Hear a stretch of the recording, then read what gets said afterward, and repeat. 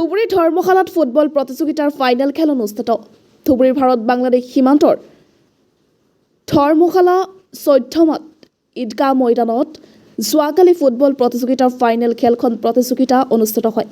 খেল চাবলৈ সকলো অঞ্চলৰ প্ৰায় 50,000 পৰা 60,000 মানুহ উপস্থিত হয়।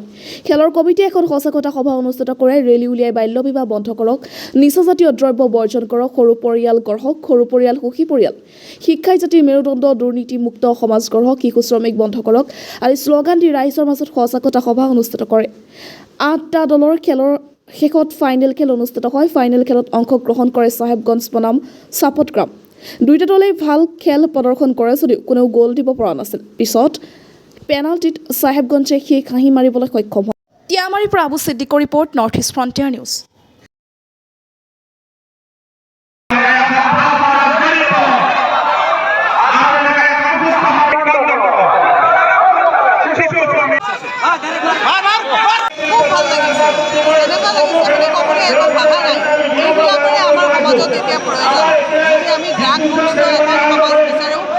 আজি আমাৰ ডক্টৰ আনিছুৰে তেওঁৰ সহকৰ্মীবৃন্দৰ উদ্যোগত যি আয়োজন কৰিছে, চবেই যাতে তেওঁলোকক ফটো কৰি এনেকুৱা সমাজত খেল ধেমালি আয়োজন কৰে আৰু আমাৰ সমাজত সুস্থভাৱে সকলোক আগুৱাই লয়।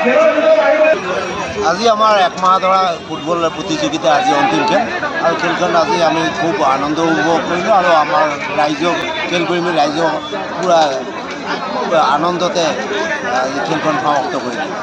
ক্ৰিয়া হৈছে প্লাণ্টিত জিকাটো এইটো আমাৰ চাহেবগঞ্জ আৰু চাপটগ্ৰাম।